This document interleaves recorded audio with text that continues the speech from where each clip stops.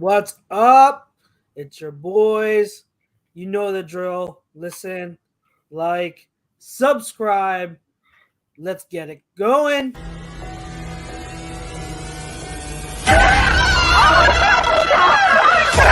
Let's go!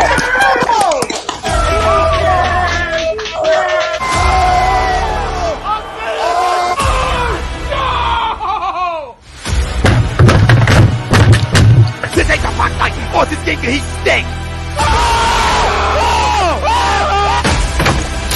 Oh shit! It's gone!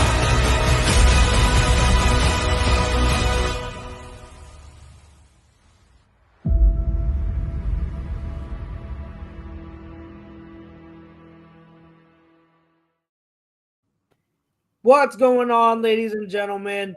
This is Birds of a Feather on A2D Radio, brought to you by Manscaped. Get 20% off plus free shipping with the code A2D at manscaped.com. That's 20% off plus free shipping with the code A2D at manscaped.com. It's time to throw out your old hygiene habits and upgrade your life. We are live, Facebook, Twitter, YouTube, Instagram, and everywhere you download your podcast. So if you are listening to us live right now, giving us a watch, or if you're on your commute, we greatly appreciate the support as always. It's not 5 of us this week. We had a lot of call outs, but we still got 2 people for you. It's your boy Chuck's here and your boy Pete Young, the other Pete, coming in strong. What's going on, brother? How are you? Hanging in there, man. Hanging in there. I know. Stuff is we were at 5 people strong for 2 weeks, and then we get back down to 2 for this week. But it's all good. We will come in strong. We will come in strong too. We're gonna hold it down, and we've got a fun show for everyone, for the listeners and the viewers. Tonight, we're gonna tackle a very interesting and I guess subjective topic. We're going to run through some overrated and underrated players. First, we're going to start off with your Philadelphia Eagles. There are a lot of, I tried to do some research on this. I'm sure as hell probably missing a bunch of people. So I hope you can definitely chime in on some people that I can't think of. But yeah, we're going to go through some underrated and overrated people or players that have played for the Philadelphia Eagles. In the past, ever since we've been watching. So, I mean, I know with you and I being close to age, we'll probably lean heavily toward, Eagles that have been playing for the past 20 years. Oh, yeah. But we're still going to tackle who we thought didn't get enough recognition and those who got too much recognition for their play. I got a hot take for you. Oh, man. Oh, boy. I'm already ready for it. So we got that. And then the second half of the show, we're going to transition over to the whole league. Who did we think was overrated and underrated in terms of NFL players as a whole? That is going to be really interesting because there's definitely a few names off the top of my head in terms of underrated that come to mind. So we're going to have that conversation, overrated and underrated, and definitely drop some names. Those of you who are listening and watching, we want your ideas. I'm really interested to see what names get dropped here because I want to see who agrees and disagrees. This is a very even more so. It's a very subjective topic, so it's going to be interesting to see where it goes. So before we get on with the conversation, we've got some sponsors. The first half of the show, we've got BetUS, the leading online sports book, was been in the market for over 25 years. You can bet anywhere in the U.S. on everything. And also, we've got eXp Realty. If you're looking to buy or sell a home, if you're looking for a change in career or brokerage, contact Alan Foy of eXp Realty LLC at 302-682-8020 or visit him at alan.foy@exprealty.com. Our poll question, which is brought to you by our guys over at All Campus, which is the home of A2D Rant Booth. Jeremy Maclin is the most underrated wide receiver in Eagles history. Agree or disagree? I wanted a lot of people here to give their thoughts, but obviously it's me and you. Since I made the poll question, you would probably guess where I'm going to side with this. If you know me, you know like my feelings on Jeremy Maclin. So Pete, what are your thoughts on Jeremy Maclin the play? Do you think maybe maybe he's not the most underrated wide receiver in Eagles history? So whether you agree or disagree to that, but if you disagree, do you still think he's an underrated wide receiver that played for us? What are your thoughts?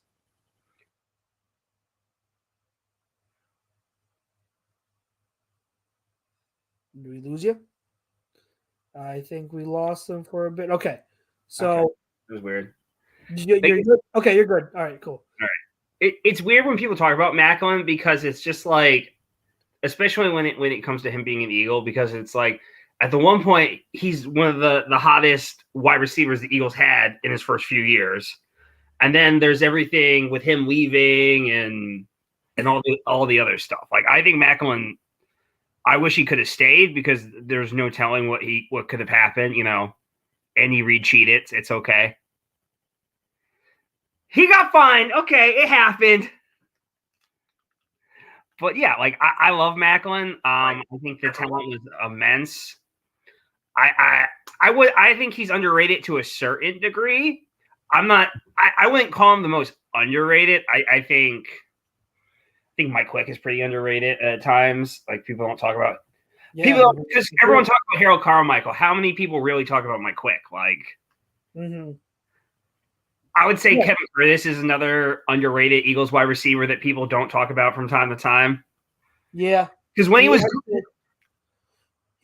pretty solid. I still think that Macklin was better than him, but still doesn't get as much notoriety. And here's what I think. So for the poll, I would say disagree, because if we're talking about wide receivers in Eagles history, I still think like Harold Carmichael just got into the Hall of Fame. Yep.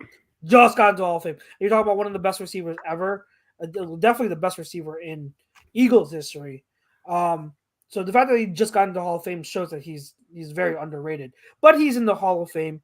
Mike Quick, like you said, absolutely so good during his time. So I don't know if I get here's the thing, since I didn't watch them play and I wasn't around during that time, it's hard for me to really say. So I'll disagree just because it's I don't have that type of knowledge.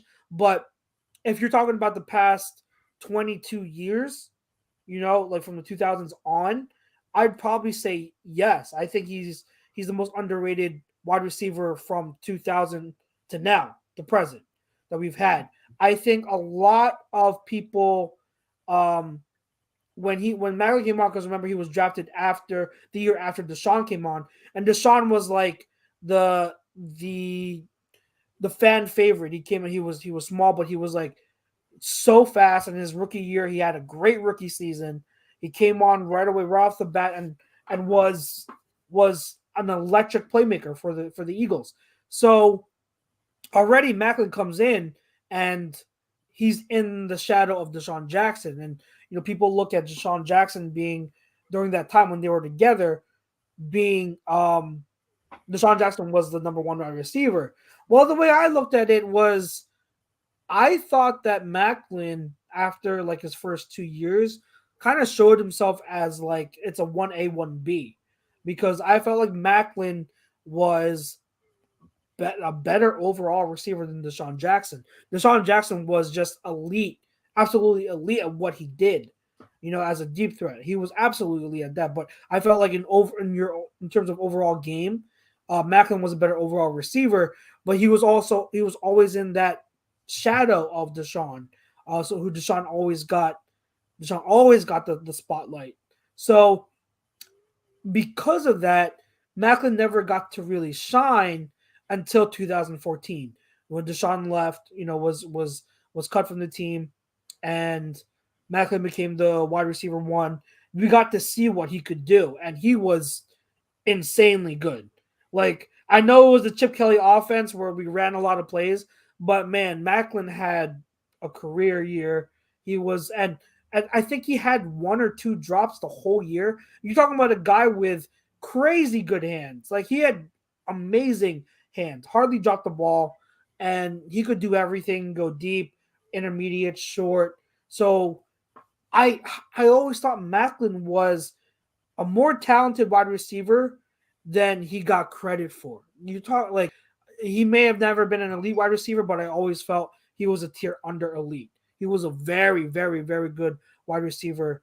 So it's so tough for me because like I wish, like you said, I wish he could have stayed.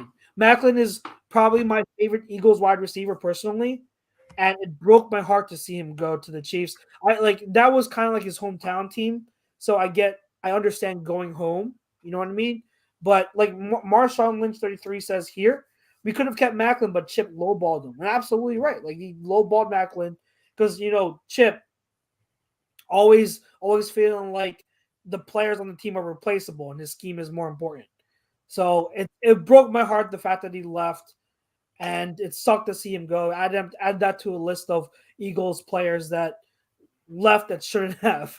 So Macklin to me, even though I'll disagree to the Eagles history part, I do think that in the last 20 or so years, he's the most underrated wide receiver we've had. See, I don't really like I like Jeremy Maclin a lot, but I'm like, he took the payday, which is fine. Like, you wanted to go off, you wanted to go get paid.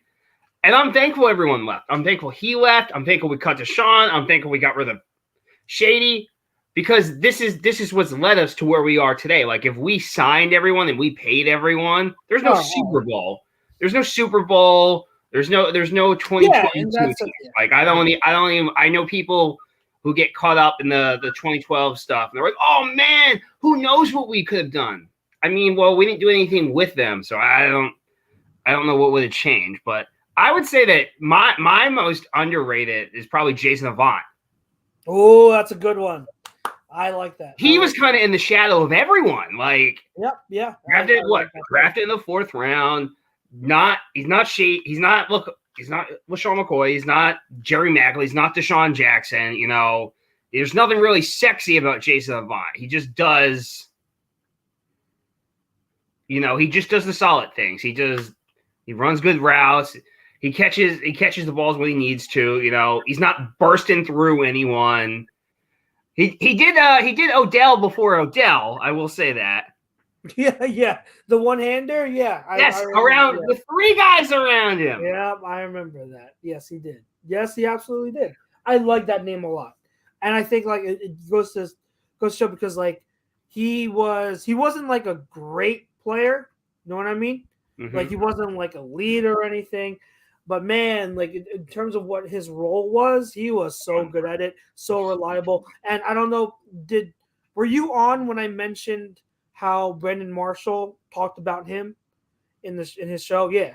So like even Brandon Marshall, one of the best wide receivers we've seen in the past 20 years, he said he studied Jason Avant because of Jason Avant's savviness. Like that's amazing. That's amazing stuff to hear. And it's nice on a national media platform to see that kind of credit go to Avant, when I think me and you and a lot of Eagles fans would agree that Avant was underrated. I think for the most part, we have always known that Avant was what he was. I think on a national, so I think from a Philadelphia standpoint, I don't think he's underrated, but from a national standpoint, he's underrated. How everyone outside of Philly looks at him.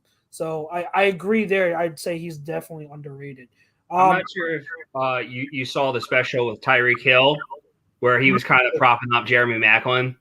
Was he really? Yeah, he's talking about what a pro he was during Tyreek's rookie year and everything, and how he was learning from him and everything. And that was kind of cool to see. That's awesome. That's cool. I forgot that he was on there during Macklin's last year, because I remember Macklin being banged up. But yeah, that. You're right. That was Tyreek's rookie year. I have to look into that. Where was it during an interview? I don't remember. He was on some show. I think it was the show where he was talking about how he'd rather have Tua over Mahomes. Oh, that okay. All right, I'll look into that. Yeah, I didn't watch that whole thing, but we've got the Angry Bear says Jason Vaughn was catcher's mitt with feet. I don't know what that means. Low but good hands. Marshawn Lynch, the way Shady was shipped off for Kiko is still unforgivable. Yeah, that was pretty bad. I mean, I was high. Cool. I don't like paying running backs $15 million a year. Yeah, but I mean, like for Kiko, I was high on Kiko, and I think he's going to be great. I was also really high on what Darren Sproles did for us in 2013 or 2014. So like, yeah, I at the time I definitely had that Eagles bias and I was okay with it. I had the Chip Kelly because at the time we all thought Chip Kelly was a great coach, but I definitely had the Chip Kelly shades going on, and I was okay with the trade, but looking back, that was a horrible trade. I was never a big Shady guy. I wasn't a huge fan of his attitude, and his running style always bothered the fuck out of me. Yeah. And then when I heard they're like, oh man, LaShawn McCoy wants a fat new contract, I'm like, well, he's fucking gone. And then we got Kiko, and I'm like, oh, cool. I like Kiko. He's a good player. I like Kiko too. I did like Kiko too. I creamed my shorts when he hit with that interception in the fucking end zone in Atlanta. I'm like, I know. Oh, yeah, look at this guy, motherfucker. That was such a good start. Oh my god. Well, anyways, Pete Evans actually agrees to the poll. He says 10,000%. So I want to ask this question next week when we have the guys on.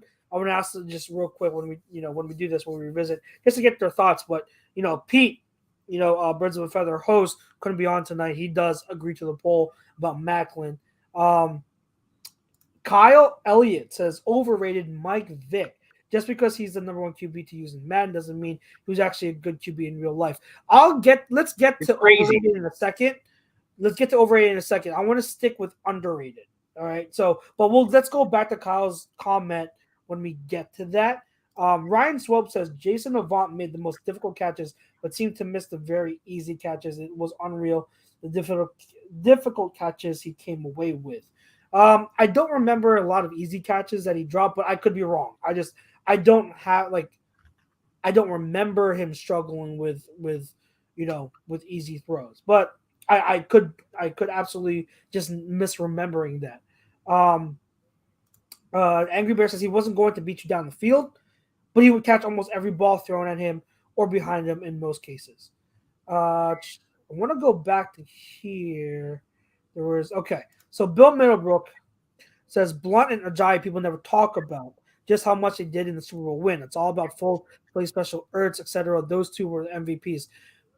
Bill, you are, to me, in my opinion, you are 1,000% correct. Like 1,000% correct. I do think and I want to give credit to. I'm not taking away anything from Foles and the rest of what contributed, but I want to also give credit to those two. I would going into that season, I didn't think Blunt would be as good as he was, but he was better than I expected. But then getting Ajayi, he was really that final piece that we needed. If you remember, after that Giants game, so remember when Wentz went down and Foles was a starter, right?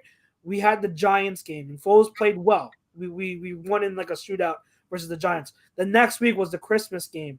That was the start of it all, where Foles really started to play really bad for several weeks. Starting with that game, you could also say the Giants game, I think.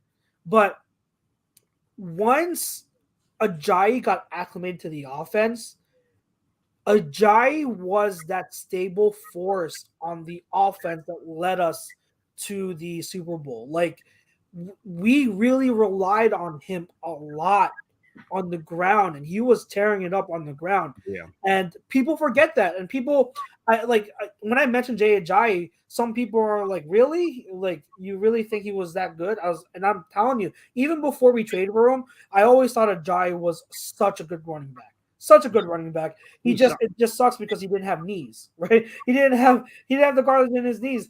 They were like a ticking time bomb. But when he played, he was so good. So damn good. And Carson Strong of running backs.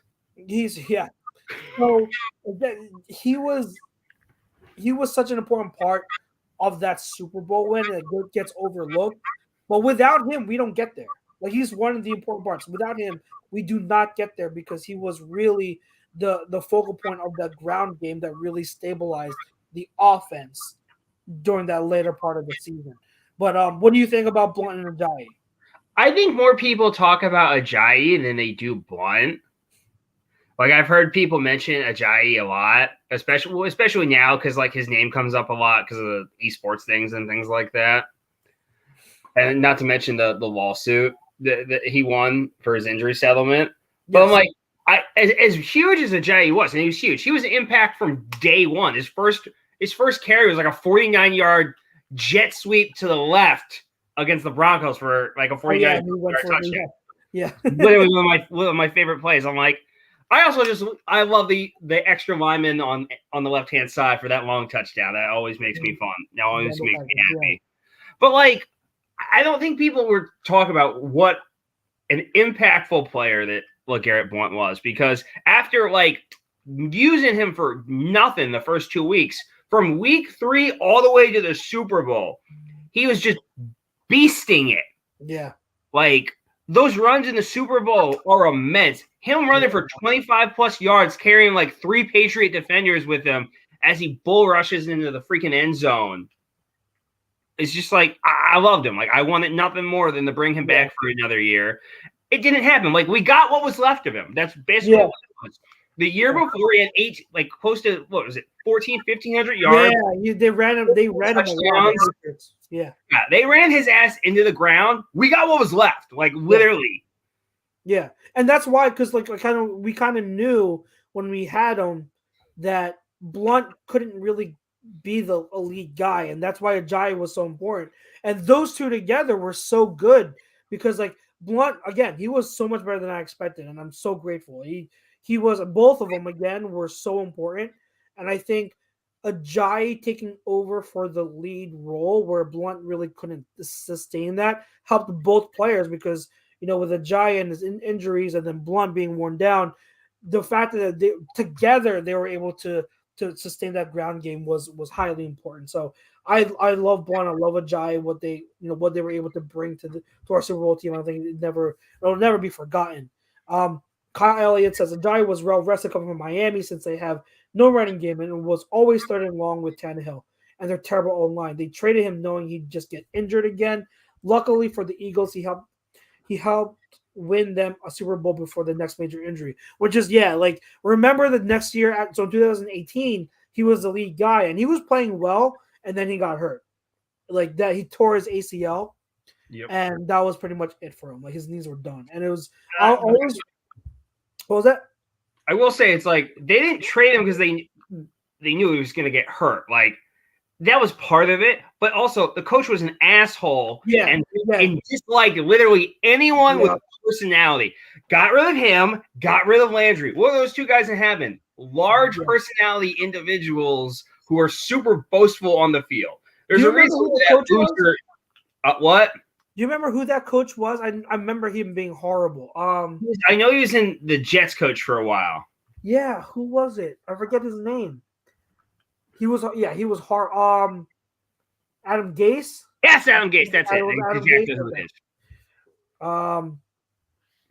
So yeah, I totally agree. Like I think that was a big part of it. He had a run in with Miami. So Angry Bear says. Blunt was that north-south power back we always needed who could run over a linebacker for 5 to 7 yards, and we still need now.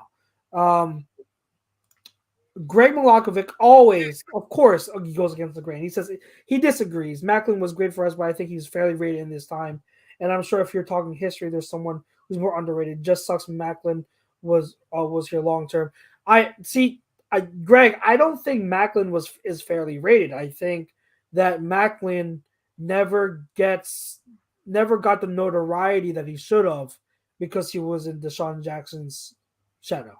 I feel like always. So Marshawn Lynch 33 says Ajayi wearing 36 never felt weird to me. At first it did because obviously B West number 1 fan. It felt so weird seeing a running back wearing number 36. Another running back worth 36. But what I will say is like seeing as the year went on and and we got really close to the Super Bowl, I was like, okay, this is like divine. What's the word? Intervention. Not divine intervention, but like this is like, I guess you could say fate. The fact that he wore Westbrook's number, and it turned out that him doing so, he helped us win a Super Bowl. So I always look back on it and I'm like, yeah, that was fate. And then the next year he went to 26 and then got injured. So it's so funny, but like it felt weird to me at first, but I was okay with it as we started winning, as we kept on winning. And Westbrook was actually on Good Morning Football, and he talked about it because they asked him, and he about Ajayi wearing number 36, and Westbrook was all good with it and everything. Man, like, yeah, it's weird. 36 should be one of those numbers that no other offensive player should ever wear. So it's too damn high, man. It feels weird. It's weird. It's weird. Any more underrated guys? Because Ajayi was on my list, so I was going to say him. Obviously, I think that, I mean, this goes without saying. I'm going to say in the scope of the whole league, not within Philadelphia, or the whole league, I do think Brian Westbrook was underrated during his time. One player I do want to mention, definitely. I think Sheldon Brown was underrated. I think Sheldon Brown was definitely underrated when he was here. Because, again, he was across from Lito Shepherd. Lito Shepherd was de facto corner one. But Sheldon Brown was more consistent than Lito at times. Like, a lot more consistent. And he tackled. He was physical. He just did a lot of – he was so good all around. So I think he was underrated as well. So anyone else that you want to mention? What, like his Eagles? I don't know. I think that's it for me. Like, that's it for you? Okay. Let's get to overrated now. Okay. So the first thing I want to throw out for overrated is actually a guy that's mentioned by Blue City Empire Sports. Running back Cory Clement is underrated. I think it's the total opposite. Yeah, I agree with Chuck. Cory Clement is so overrated. Like, I remember during that Super Bowl run, and it's funny because we talked about the other two running backs during the Super Bowl, Blount and Ajayi, being underrated. Cory Clement was so overrated. And, like, during that Super Bowl year, you had so many Eagles fans saying that he's going to be, like, the next superstar. He's, like, a superstar in the making. He's going to be so special. No, like, I never saw it. I'm like, I'm glad he played out of his mind in the absence of Darren Sproles, because when Sproles went down, we needed that kind of like pass catching back. And for God knows, like, it was like the spirit of Darren Sproles entered Cory Clement's body, right? Like during that year, and like Clement all of a sudden became like a pass catching fiend that just for that season. But I never saw with Cory Clement, like, he was not creative. He didn't know how to really like shed a lot of tackles. He had no patience as a runner. He just ran straight at full speed a lot. He had 1 year. He was so overrated, and for so long during like from 17 and 18, like people wanted Clement to be that. They swore Clement was going to be like a superstar, but he never was. Like, and it was so funny. And I hate rooting against the player. And Cory Clement being from Glassboro, I know friends that are friends with him. Yeah. So I don't want to like bash him too much. And, I'm always appreciative of what he did in the Super Bowl. Don't get me wrong. Like, I don't hate the guy at all. I just hate the hype that he got. Oh, yeah. You know what I mean? Cory was great. Like, I was super excited when they signed him. I also despise Wendell Smallwood.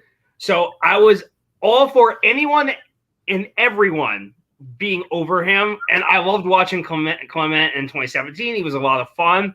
Crazy shit is, if you go look at the Super Bowl and you were going to guess how many yards do you think Cory Clement ran for in the Super Bowl off the top of your head? I don't know. Not any. Like less than 10, if I recall correctly. Yeah, he wasn't running the ball. Like, but he was so explosive with the ball in his hands in that game. You'd be like, oh, he's got a decent amount of rushing yards. Zip. Yeah. Like, which is crazy. But, like, I think people saw the Super Bowl and they're like, oh, my God, the sky's the limit for this guy. And then like 3 fucking ACL tears later, you know, you just couldn't get it done. Like he wasn't as talented as people thought. Like he rode the wave, and once that was over, it was done. Yeah. He was what he was. Again, it was like lightning in a bottle. Like he wasn't. He just didn't have that type of talent. Like he really wasn't. And like he coming out of Wisconsin, he was a power runner. And when he went to the pros, it's like he tried to lose weight to try to be not a power runner, but he doesn't have the skill set to be like to not be a power. Like you could tell when he was running in open space, he had zero creativity. Zero creativity. He had an okay stiff arm, but that was it. Like if that stiff arm didn't connect, he was going down.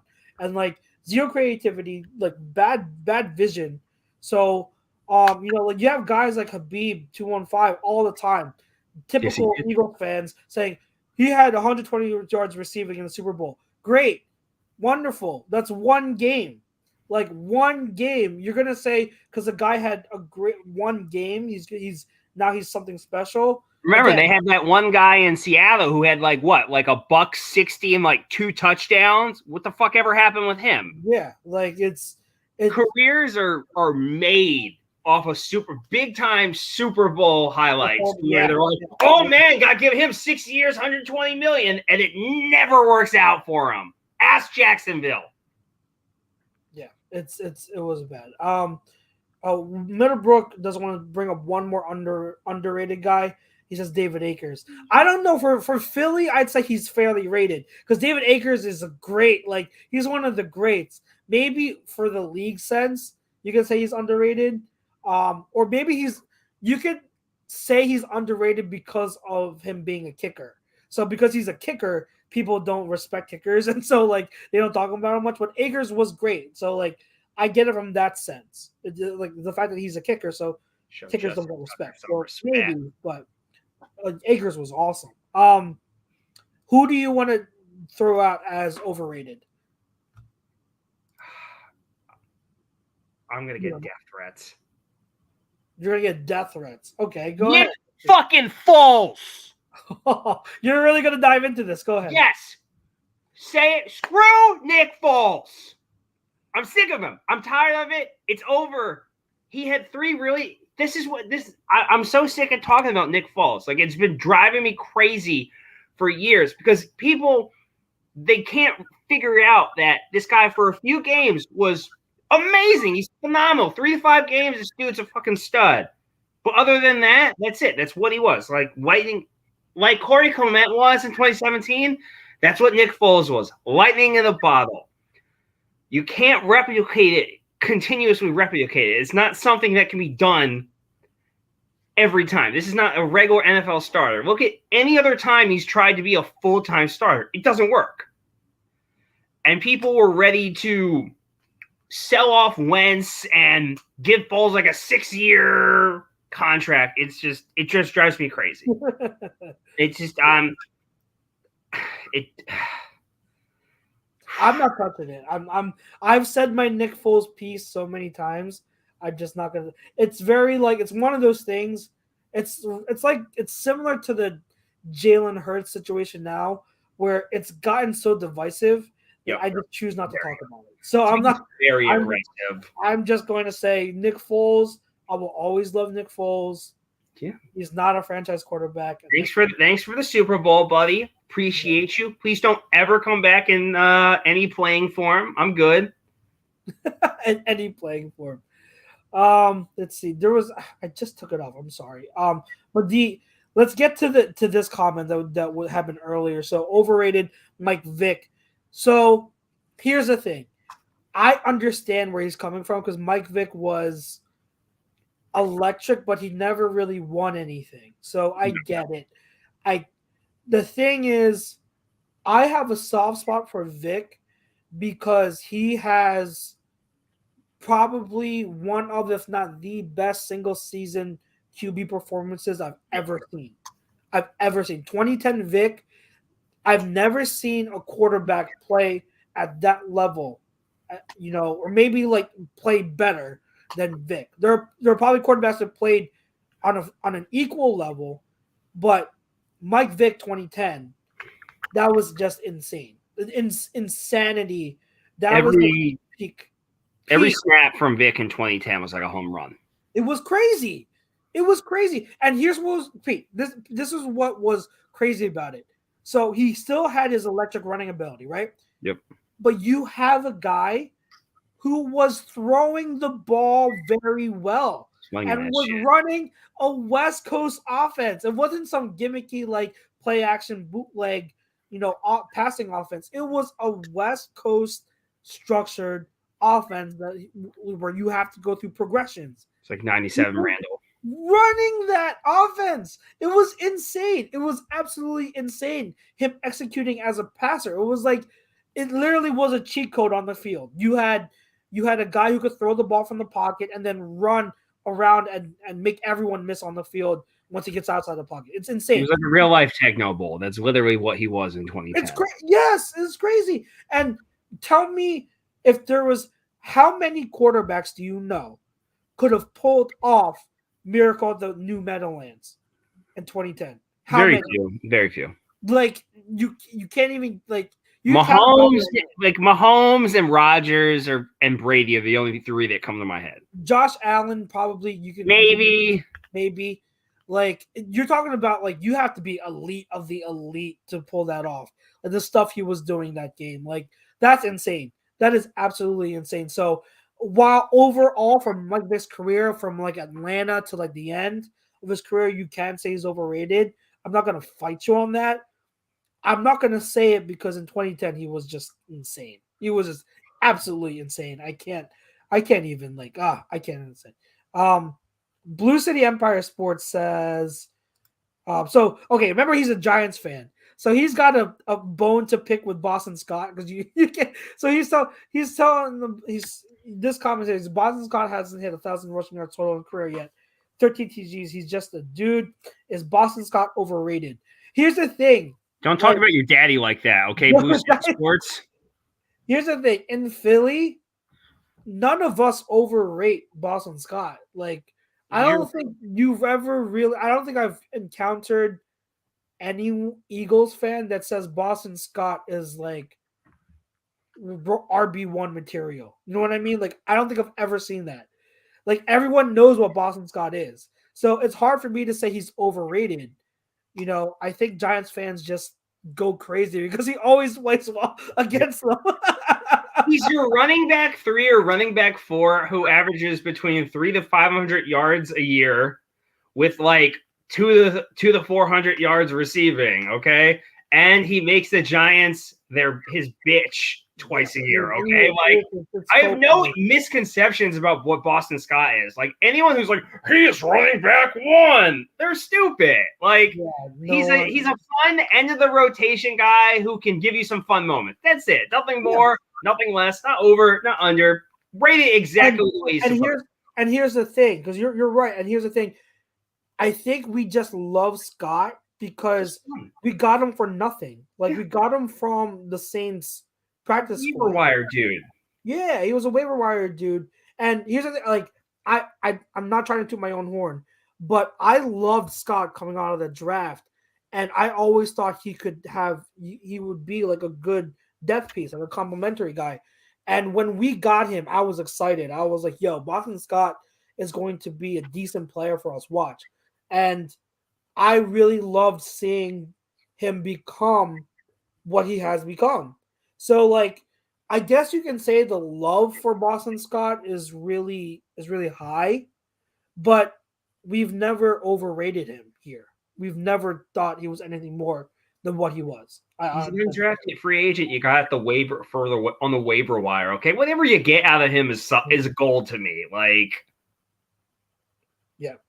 Blue City, this is funny. Boston Scott will never be the OG Giants killer, and that is Deshaun Jackson. No, actually, the OG Giants killer is Brian Westbrook. Yeah, I was about to say. I don't know how young you are. I don't know if you're like I'm not. Deshaun had like one moment against the Giants. I don't know what you guys are talking about. Brian Westbrook is the OG Giants killer. Brian Westbrook always killed the Giants. Like, started with that 03 punt return. ever since that moment, he always killed the Giants. I Hell, love Malcolm Jenkins has had more big moments against the Giants than Deshaun Jackson. Like, come on now. Let's see. So there was a comment here. So I'll say this is blasphemous. Was Jim Johnson overrated? Hell no. I don't think he was overrated. What? He's one of the greatest defensive minds in like the last 40 years. I think a big reason why Andy had success during that decade was because of Jim Johnson. How many years did Andy Reid's offense shit the bed in those big games, and the defense is what was keeping it close, especially in the Super Bowl in 2004. Like, that defense was keeping you in it, and your offense is turning it over again and again and again. Like, come on. Yeah. Talk about overrated. It's Jim fucking Schwartz. Yes. Thank you. He says Tiki Barber used to own the Eagles. No, he absolutely did. Yeah. Tiki Barber was an Eagles killer. Yeah. That's why it was so, it made me really happy when Westbrook came on to see him be a Giants killer, because it was like tit for tat. So like, yeah, that was great. And besides the Super Bowl, my favorite Eagles game will always be that 2006-2007 playoff game, wild card playoff game against the Giants, which turned out to be Tiki Barber's last game because he announced earlier in the season that he was going to retire. I remember that being a whole fiasco. But yeah, Westbrook outplayed Tiki Barber that game and pretty much sent Tiki Barber into retirement, which is one of my favorite moments as a fan. I love that. That game has a special place in my heart. I love that game. Let's see. Habib agrees. Westbrook is a certified Giant killer. He absolutely is. Overrated. You know what? Let's answer this question real quick. Let's not get too much into it, but he says, what's your guys' opinion about Miles Sanders saying Eagles are all-star teams? I think he's a moron for saying that. Yeah. He's a moron. He's tried to. Well, he had a bad week. So he said that, and then he tried to walk it back. And then he told people to not take him in fantasy. And then he complained about how he wasn't getting enough catches, or not catches, carries. Opportunities. Just like, just stop talking. Yeah, like he's not that good. Like, I think Miles is a good dude, but he's not media savvy. I think he needs to. And even when you listen to him in interviews, he doesn't have camera presence. He's not a good interviewee. He's like Nelson Aguilar. He's just not a good, he's not good in front of the camera. He doesn't have that presence. He just doesn't. And maybe that's him being young, and that's fine. Maybe. But he has to talk less. Like, he has to learn how to, like, one, be smart about what he says on camera, and like just he's got to get like some type of media coach. Like, he's not good in front of the camera. He's just not. That's why I'm happy AJ Brown came out. He's like, yeah, we got the talent, but we got to back it up. We got to show that on the field. That's a veteran. That's a veteran move. Grown up in the room. That's a veteran move, because it's someone that knows that you can't say stuff like that. Mr. Wing says, why do Eagles hate Howard so much? Till he got hurt, he was playing well. I think it's the opposite, Mr. Wing. I think Howard he would fall under my list of overrated Eagles, one of the most overrated Eagles the past few years. When we traded for Howard, you got people saying that Howard is a top 10 running back in the league. And I couldn't stand that. Jordan Howard to me was never a top 10 running back in the league. And there was always that stat where it was like, since 2000 something, he's third or fourth in the league in rushing, right? And I was like, okay, this is why numbers lie, because if you look at each of the seasons, his rushing totals have been declining. So he's going, they're declining. Yeah, sure. Like, that rookie season he had has still carried him up to the point where you can say that stat or mention that stat. But if you look at each year, it's misleading. Yeah. Because he was declining, and it showed. Like, people overrated him so bad. Like, he's a solid running back, but he's nothing special. I don't go crazy over Howard. Like, I think he's solid. I would have no issue if they brought him back, just because he had success here last year and he knows the offense really well. But it's just like, if we don't, I'm cool. There's other free agent running backs. There's Kennedy Brooks, Jason Huntley, who I also like. There's options. Like, I'm not gonna lose sleep over Jordan fucking Howard. Eagles fans get so butthurt. But I do think Kennedy Brooks. I'm very high on Kennedy Brooks. Yeah. I think he's going to be better if he gets the opportunities. Because remember, our backfield is crowded right now. If he gets a legit opportunity, maybe not this year, maybe next year or year after, we can still retain him. If he gets the opportunity, I think he can be a good back. He can be definitely a good back. He's got so much. His vision, arguably, is tops in this draft class in terms of vision and patience. And he amazing contact balance. Like Mr. Wick says Kennedy Brooks is slow. Yeah, so is Jordan Howard. Like you're talking about power backs. Like obviously, I need speed in my power back. I don't give it. If you're talking about strictly a power runner, obviously not all power runners are going to be like Derrick Henry or Fred Taylor, who have the speed to go with it. No, like power runners aren't gonna be fast. So it's not saying much. But Kennedy Brooks, for what he is, contact balance is really, really good. Vision is really, really good. He knows how the little nuances in running between the tackles. And if Eagles fans really wanted, if they've been screaming for a power runner who could run between the tackles efficiently, Kennedy Brooks is that guy. Anyone else that you think we can get to? Because I'm trying to think of other players. Habib 215 says, I hated Shockey, Toomer, and Hilliard. I mean, Shockey had great games against the Eagles too. Victor Cruz. Overrated.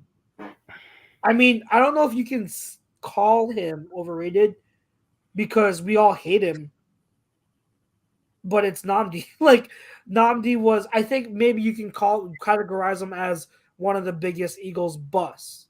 But I don't know if you can call him overrated because none of us, I think Eagles fans just knew he was bad. So that's my take. Mr. Brooks says Howard is proven. Hanging your hopes on Brooks is risky. I'd bring Howard back as insurance. I understand that. He's the fourth running back. Who cares? But yeah, you're not talking about like RB2 here. You're talking about like a depth piece right now. And plus, like the Eagles, this is another quote I wanted to get into later. There was a report already that the Eagles don't want to run the ball again. Like they don't want to be a run first offense again this year like they were last year. Yeah, which is so predictable. So we're going to be a pass heavy offense. Like we really don't need that many running backs. So again, I get what you're saying because for this season alone, Brooks is still a rookie. I get that, but also, which position has the easiest transition to pro level from college? It's running back. Yep. Running backs can come in right away and still be that guy because essentially there's less transition, a learning curve in that position than any other position. So I get what you're saying, but I don't totally agree. And it doesn't matter because it's the best. Sorry, Chucks, my bad. No, go ahead. It's the best offensive line in football. Sanders, and Gainwell are your 1 and 2. Gainwell's coming off a really good season. Boston Scott's going to give you what you give you. And whenever you get out of the fourth running back is whatever you get out of the fourth running back. Yeah. Brooks can run for 40 yards the whole year, and I'm cool. Like, it's the fourth running back. Nobody gives a shit. Like, at least with last year, like, you needed Jordan Howard because Sanders was down and Sanders was down and Gainwell kind of fell out of favor for a while. So it was basically Boston Scott and Jordan Howard. So so you needed him. Yeah. And he says Howard's still 28. Bro, in running back years, that's like you're 70. He's like 40, okay? Have you I really like Jordan Howard, but I'm like, have you watched him? Like, he'll get you yards and stuff. I'm like, he does not play like a fucking 28-year-old. Like, Zeke's 28. Isn't he like 28? Like, He's slow too. Like Yeah, right. I don't even remember. He's looking. I mean, he's a power runner. I'm just throwing that out there because Mr. Wing said Brooks is slow. Like you want slow. Jordan Howard is slow. There's no explosion in his legs. I might be able to beat Jordan Howard in the race. Shit. I'm fat and with pneumonia. Yeah, Jordan Howard is not. I will never understand the hype over Jordan Howard. The fourth runner.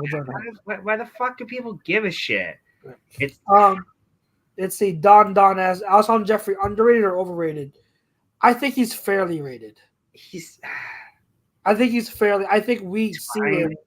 You know what I mean? I think he is what he. I don't think he's either. Anyone else before we switch the conversation? I'm trying to think of any overrated or underrated. Any other Eagles that fall into the category? I'm trying to think.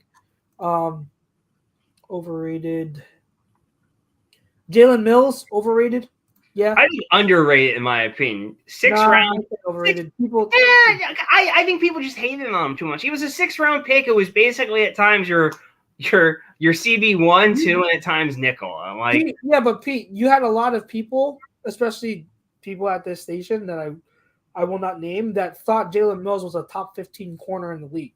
But they're on drugs. And you had people online who kept saying Jaylen Mills is a CB1. Like, I don't know where these conversations or these takes were coming I from. love Mills. Like, I enjoy them. He's a lot of fun.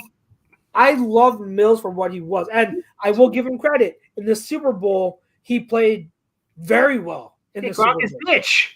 He played very well in the Super Bowl. Gronk had 4 yards on him in the first half. And then Jim Schwartz is like, hey, you know what would be great? We're going to put Ronald Darby on him, and then he's going to have 4 catches for 120 yards and 2 touchdowns. So I don't hate Mills. I just think I've heard so much hype over him again that I'm just like, where is this coming from? So I feel the same way about him.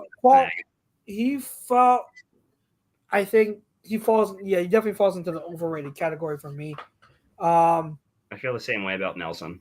So Nelson, I definitely understand. I think Nelson. Well, here's the thing. And be honest, before the Super Bowl year, where would you categorize him under? I actually was like one of the few people who I told everyone, they're like, I said he's gonna shock everyone. He's gonna have a baller season. And I had people being like, oh no, that random preseason wide receiver is gonna be amazing. And they're gonna cut him for I can't remember the dude's name. They're gonna cut him for Nelson Aguilar. Yeah, no, that's fair because I was critical of Aguilar, but then I didn't give up hope on him, and I was very, very happy to see him have the year that he did in 2017. I think after that is 2018 and beyond is where it really fell off for him. And I will say, like, I overrated him coming out of that Super Bowl year. So I am absolutely victim of that because I thought he would still be. I remember saying, like, I think that Nelson Aguilar could be one of the best slot receivers in the league. And after coming off of the Super Bowl year, I don't think it was that far-fetched to say, but he definitely tanked. He definitely, wasn't the same after that, unfortunately. But once he started shading Wentz and like making excuses for his drops and everything, and being like, "Oh, I didn't see the ball. It was there's no way I could have caught that." I'm like, "No, get out. I'm done. Goodbye." I think Nelson is one of those where, like, because I honestly do believe that Nelson. Again, I thought he was a great guy, great teammate in terms of because he was people always talked about. He always was at practice early, at practice late, hard worker. Good dude. I think again, like he's just one of those where mentally sometimes he's not the most mentally strongest. You know what I mean? And that's unfortunate because I do think he's talented. And we saw when he was with the Raiders the year after, he had a pretty decent year. Like he had a good year with the Raiders. So he has talent. He's a solid wide receiver when he was in his prime, but he just wasn't the mentally toughest dude. Rob Brickman says most underrated Eagle ever, Trent Cole. I love Trent Cole. I guess you can say, like, would we I wouldn't call him underrated. I think he was rated. I think he's rated properly Underrated? because people like talk about him and give him props all the time. Oh, you know what? You know what? Here's an underrated Eagle. Steph fucking Joyner. Yeah, you can say it. A lot of people do love him though, so I don't know. Yeah, I feel like they love him and talk about him as an analyst, but like I feel like on a national stage, people don't talk about Steph Joyner enough. I think he's Hall of Fame worthy, in my opinion. Okay. Habib 215, John Runyon, very underrated. I think both Runyon and Thomas together are underrated. I don't think people realize how good of a duo that was. Not so I'd say that. All right. So this actually went longer than I expected. Let's get into National Football League. If you want to keep coming, Marshawn Lynch says Connor Barwin. Connor Barwin definitely underrated. Yeah. I love Connor Barwin. Love Connor Barwin. I will not say a bad thing about Connor Barwin. I love him. Let's get into our second half. Let's switch the conversation now out of Philly, and let's go to the National Football League. Let's go league-wide, turn our attention to the whole league. But before we do, we've got some sponsors to hit up. We've got our doc, Paul Vidal, Specialized Physical Therapy. He's got 2 locations in Burlington and Cherry Hill. Make him yours, specializedphysicaltherapy.com. And we've got Gleason's Bar and Grill. If I can find it. There you go. Gleason's Bar. It's located at 6700 Mill Creek Ave in Levittown, PA. Use promo code A2D for 10% off your order whenever you dine in, takeout, or online. Gleason's Bar and Steaks.com. So, league-wide, man. Underrated. I've got a few names for underrated. I couldn't think of anyone off the top of my head overrated, so hopefully people in the chat help us out. Mr. Young helped me out too. But do you want to start with overrated or underrated? I'll go underrated just because I like shocking people. Okay, go ahead. I mean, this is my love of the Browns coming out, but I think Baker Mayfield is underrated. I don't think Baker. Conversation topic because he just got traded. He did just get traded. Like in 2020 when he was doing his thing, you know, PFF had him in the second half of the season as a top 10 quarterback. That's how highly they rated him. Coming into 2021, those first 3 games where he goes toe-to-toe with the Chiefs and the Chargers, 2 of the most explosive teams in the NFL at the time, and he loses because his defense can't hold it together, and then he gets hurt, and he plays through it, and it screws up his whole season. Like, there's so much talent in Baker Mayfield. It's ridiculous. And I just think people are like, oh, we know he sucked in 2021. He's garbage. You can't trust him anymore. I'm like, I'll take Baker Mayfield over a lot of quarterbacks in the league. I think Baker. I'll shock some people. I think Baker Mayfield is better than Jalen Hurts. I just think I would rather have Jalen Hurts in this system and on my team right now. I get where you're coming from. I think that as of right now, he's underrated because I do think people are a victim of the moment. You know, he had a really bad year, but people forget he was hurt most of it, like you said. So you're absolutely right. I don't think he's as bad as people right now are portraying. I think Baker Mayfield is a solid / good quarterback in this league. I think he's like a middle of the road guy. I don't think before this year I could say he's underrated, but right now, yes, underrated because of because of his injury and his year last year. I don't think he's ever going to be like a top 10-ish quarterback, but I do think he's going to be a positive upgrade for Carolina, and I'm glad they traded for him 4th round. And you know what? I'm also happy for Baker. Yep. Let's talk about it a little bit before we get into other people, but I'm also very happy for Baker because the Browns totally screwed up that situation. Not only trading for Deshaun Watson at this time, but the way they went about it with Baker. Adult in the room, Chucks. Adult in the room. Like, are you serious? So I was saying weeks ago, I was saying like, if I'm Baker, I'm not playing a snap for the Browns. Like I'm not. Like they messed it up. They messed up the whole situation. So I'm happy for Baker. I think the situation in Carolina will be good for him. I mean, the coaching staff is still a question mark with Matt Rule in them, but they have talent. They have talent on defense. They have talent on offense. So I think from a roster standpoint, they're going to be really good. So I'm happy for Baker. I'm glad, and I hope he does have success because I think overall I won't say he deserves it, but I will say that after what he went through last year in this offseason, it's a good opportunity for him. I do think so. There are some really good names coming out here in the chat for underrated. Anquan Boldin and Andre Johnson. Absolutely. Yeah. Absolutely agree. Oh my God. Agree.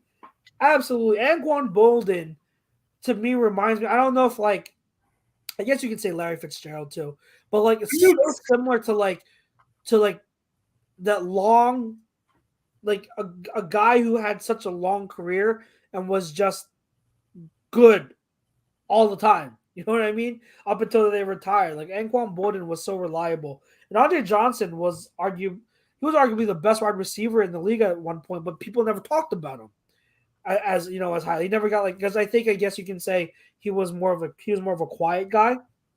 So he wasn't really as outspoken or anything like that.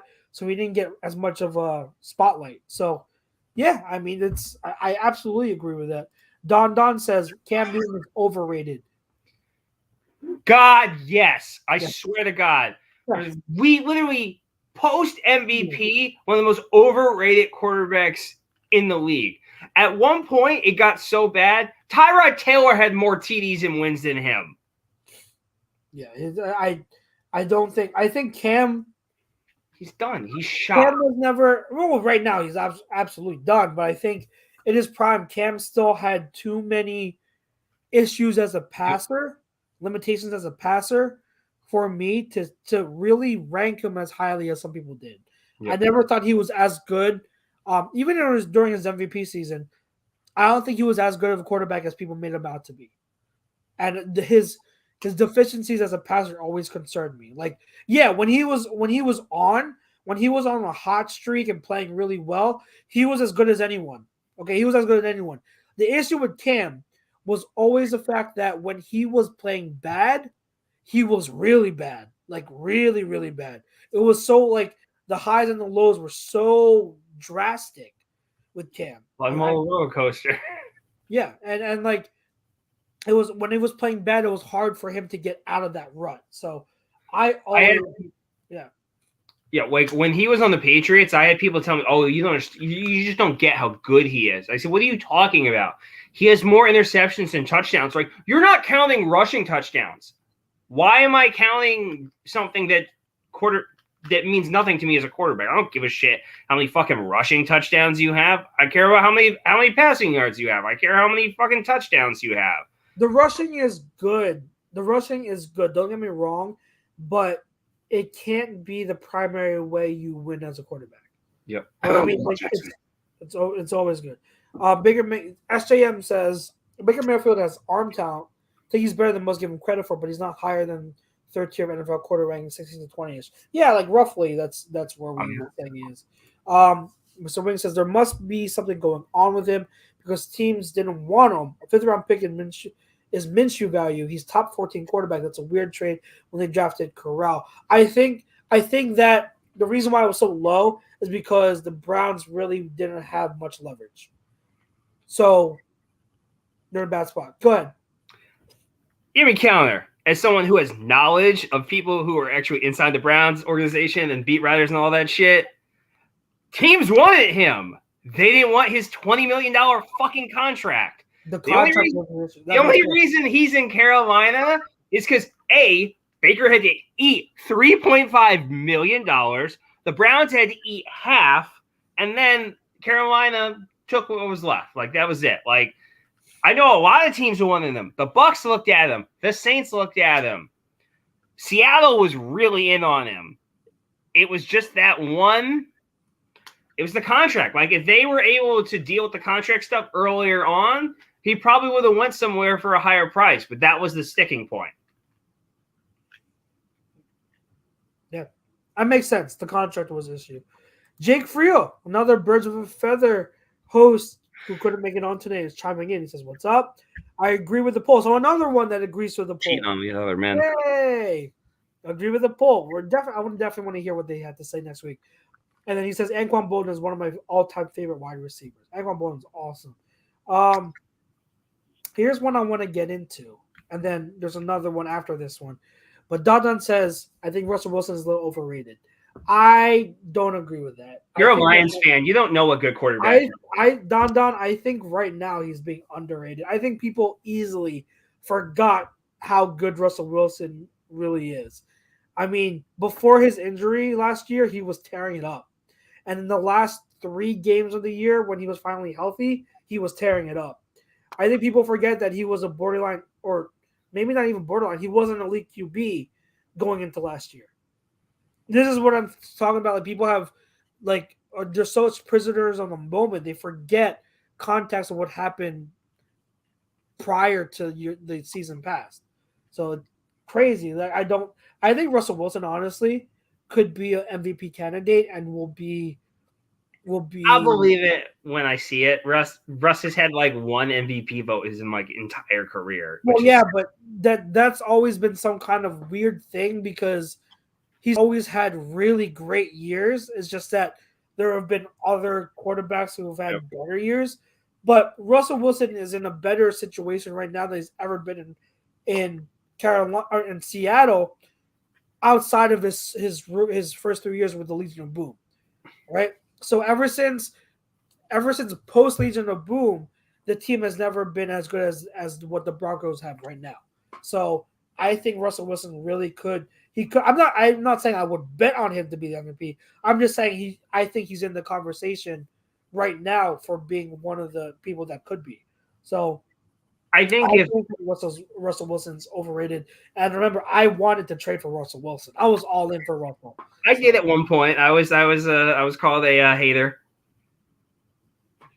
Yeah, I think Russ can get it done. But here's the thing, though.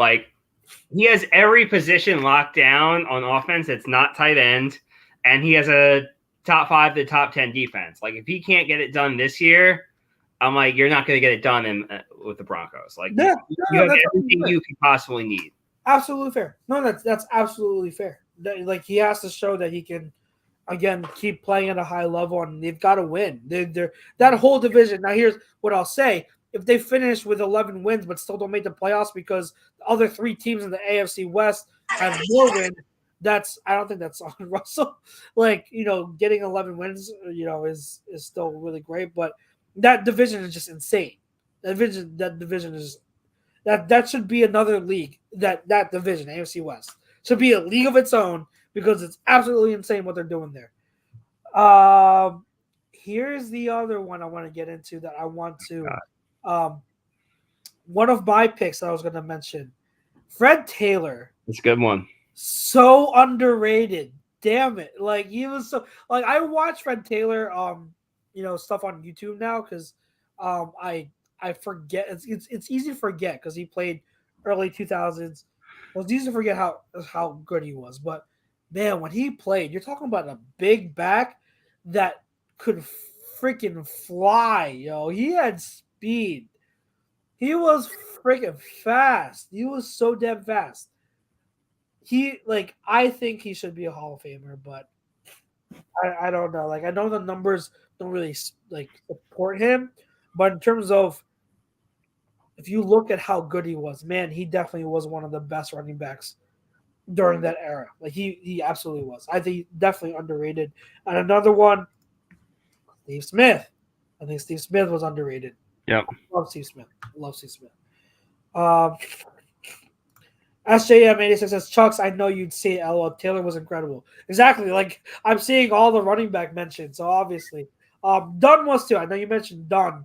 Where Dunn was awesome. He was awesome. Talking about a small back who was a lead back for Atlanta. But yeah, Dunn was awesome. But yeah, Fred Taylor, man, he was so freaking good.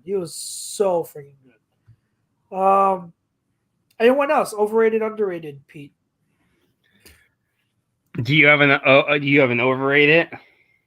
I can't think of one right now. Oh, I do. Go ahead. Good. I think it's Lamar Jackson. Right now, overrated? Right now, I think I thought Lamar Jackson's been overrated since he's come into the league. I know he has an MVP, but his playoffs, he sucks every time they go into the playoffs. They can't get any wide receivers to play with him. And when everyone's like, oh, we know it's the coaching scheme that screws him up. Well, then why don't they change the scheme to better fit their quarterback? And also, he's an MVP. He won an MVP, and he's heading into year 5 without a contract.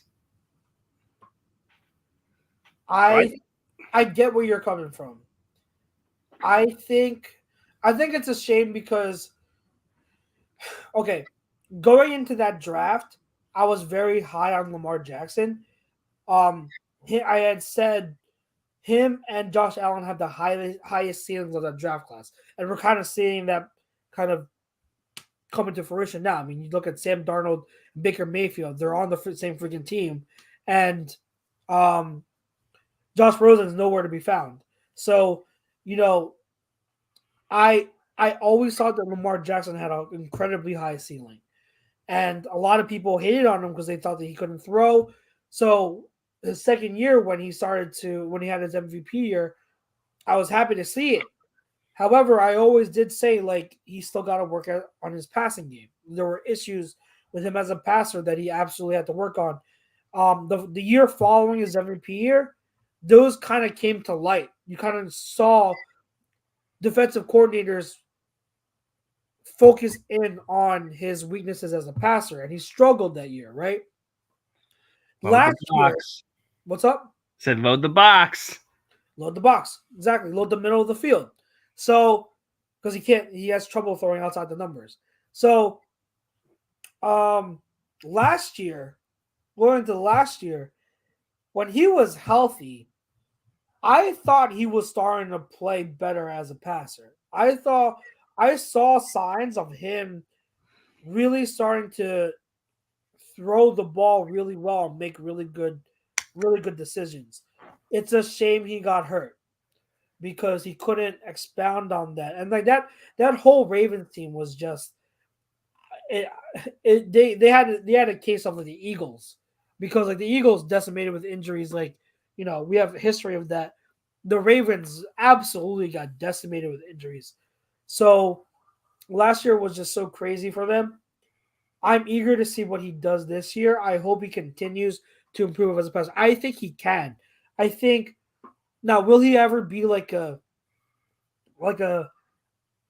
top tier passer? No, but I do think he can be a really good passing quarterback who is an elite runner, and therefore overall he's an elite player. So I still think he has that in him. But I understand from your point of view where, during the regular season, him and the Ravens do so well, but in the playoffs, they haven't been really able to carry that success over. So I get it. I understand.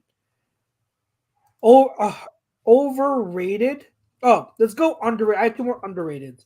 One, Steven Jackson, the Rams running back. People forget how freaking good he was, and people don't talk about him because he was on a horrible Rams team for all of his whole career. Patriots?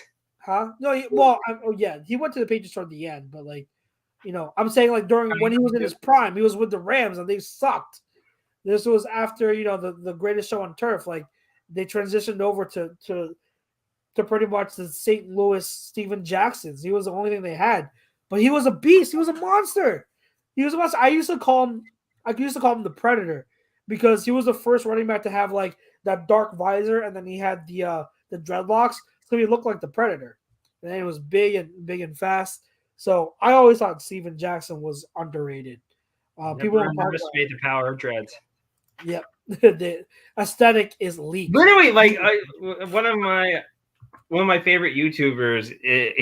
Whenever a player with dreadlocks like scores a touchdown, he goes insane over it, and he calls it the power of dreadlocks. And I'm like, it's true. Like, nothing looks cooler than like a running back with dreads just like beasting over dudes and scoring touchdowns. Yeah. And then I'll say another underrated. I had another one in my head. Anyone with a cool body. He says, where would y'all rate Eli Manning? Hall of Fame. I think right now he's overrated. I do not think he's a Hall of Famer. He's a Hall of Famer?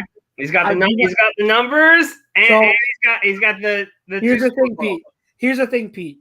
He's got the rings. He's got the numbers. He's got the rings, and he's got the last name. He was never. If Phillip Rivers has the numbers, and people talk about it all the time, and he's got similar numbers to Phillip Rivers. But here, Pete, this is why numbers lie, because name me a season where Eli Manning was looked at as one of the top 5 quarterbacks in the league. Never. He was never considered a top 5 quarterback in the league. He was never considered elite. Can you tell the story of the NFL without Eli Manning? I can't say so, because if there's no Eli, Brady wins 2 more Super Bowls and was undefeated. That's where that is flawed, because you can't tell the story because he won 2 Super Bowls and he won them against Tom Brady. But if you look at the entirety of his career and his talent, he's not really a Hall of Fame talent. So I don't believe he's a Hall of Fame caliber player. I think he will get in. I think he'll get in because of his rings and because of his last name. He's the younger brother of Peyton Manning. He's royalty, and he's got the 2 rings that he won against the greatest quarterback in league history. So that'll get him in. But you be honest with me. You think someone who was never considered a top 5 quarterback in the league at any point of his career is a Hall of Fame QB? I can't say that. I can't say that. I say he is based. He's unconventional, unlike other quarterbacks, but he has the numbers of what a Hall of Fame quarterback should have in the Hall of Fame. He has 2 Super Bowl rings, especially against Brady. The 2 Super Bowl rings are why he's going to get in. I admitted that. That's why he's going to get in. But I'm talking about from a talent standpoint. He wasn't an elite quarterback. He just wasn't. And so you're gonna put in, and here's the thing. And this is why I really don't like the Hall of Fame a because their selection process is flawed. And you've got a lot of players who are in there that shouldn't be, and a lot of players who aren't in there that should be. And Eli Manning is going to be another player that gets in there that, to me, shouldn't be in the Hall of Fame. First ballot. Because he has a name and he has 2 rings. But, was he clutch? Sure, he was clutch. But how many other QBs have been clutch? You're going to tell me that clutch is going to get you to the Hall of Fame? Like, a clutch factor alone shouldn't get you to the Hall of Fame. So, I mean, Nick Foles was clutch. He has a 1 Super Bowl ring. Should he get into the Hall of Fame? No, because exactly. Nick so Foles is like he doesn't have half the. If he had stats closer, 118. How about number is this? 118 and 118. All I see is over 100 wins. That's what I see. And 100 losses. How many interceptions? It's okay. He's got more touchdowns. Yeah. So, SJM says Eli had longevity almost to the point where the Giants gave him 2 more seasons too much. So he played a long time, longer than he should have. That's another contributor to his numbers. Okay. So the numbers are inflated because he played longer than he should have. It's okay. So, Matt Stafford's a Hall of Famer too. But Matt Stafford was considered like a top quarterback talent. Eli Manning never was. The best year Eli Manning had was 2008, but even then he was never considered a top 5 quarterback. It boggles my mind how people can say, oh yeah, Eli Manning undoubtedly Hall of Fame, but then not look at the fact that he was never considered one of the better quarterbacks in the league. Like that just boggles my mind. I would never ever agree with that. Underrated right now. We'll do a few more before we head out. AJ Terrell is absolutely underrated. AJ Terrell is arguably the best corner in the league behind Jalen Ramsey, and he didn't even make first team All-Pro. I think Slay's better. Than AJ Terrell? Yes. No. Yes. No, you just don't watch AJ Terrell. AJ Terrell. I know how good AJ Terrell is. I think Darius Slay had a better year than how he did last year. But he had more interceptions. I just thought he played better. Really? Did you? Yes. Really? Yes. Really? Yes. Because of the interceptions. No, because I thought he played better. AJ Terrell was the best corner in the league last year, arguably. We'll agree to disagree. Yeah, you're out of your mind if you think. I'm already out of my mind. So that's the Eagles colored glasses, man. Darius Slay, obviously, he had an incredible year. Darius to me, he's always been a top 10 corner. Always been a top 10 corner. But right now, AJ Terrell is better than Darius Slay. I disagree. That's fine. God. Oh my God. Okay. All right. This is gonna get to that. Jesus Christ. Matt Walsh has another good game. Tyler Lockett. Underrated. Always. Bro, Lockett has been so good for so many years. No, I'm not saying he's not good. Like, I loved Tyler Lockett. I wanted the Eagles to draft him, but I don't think he's underrated. I think he's rated properly. I don't think so. People don't talk about it. Everyone's always talking about how good Tyler Lockett is. Everyone's talking about how you need to talk about DK. People talk about DK and other wide receivers. People hardly mention Tyler Lockett. If anything, if you're going to talk about an underrated NFL wide receiver, it's it's Boyd. Absolutely. No, he also is. He also is underrated. Absolutely. I feel like when we get off the show, I'm gonna think of another 6. I'm gonna think of people that are overrated off the top of my head. And I'm gonna be like, I should have mentioned him. Miles Sanders. There we go. Got it out. No, I think it's getting to the point where he's now underrated because people hate him. Especially he'll rush for 1,600 yards and like 14 touchdowns just to screw with my head. Randall Sports says AJ Terrell has only given up 42 yards in 2 years. Is this guy high? Yeah, probably. What about you? Yeah. Maybe he's got the Namdi effect where they're just not throwing to him, man. Who? AJ? I definitely thought when Namdi came here. Throwing to him because he covers this guy so well.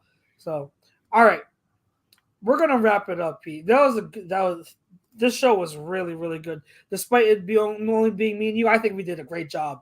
I think we did a phenomenal job. I think the people in the chat did a phenomenal job. I think we did the effort of 5 contributing. people. Thank you to everyone that contributed and threw in names. This show definitely wouldn't have been as good as without you guys for helping us out, throwing in a bunch of names in there and pushing the conversation forward. So thank you. Thank you to you guys. Thank you to all our sponsors, especially Manscaped, our main sponsor. Remember, use code A2D for 20% off. Next week, hopefully all of us will be back. Hopefully all of us will be back. But if not, I'm sure that at least 2 of us will be here. I'm sure I will be here. Will you be here, Pete? Yeah, probably. All right. So for myself, Mr. Pete Young over here, and everyone else here at Birds of a Feather, and everyone else at A2D, we appreciate your support. We love you. Thank you. Good night. We will see you next week. Peace out.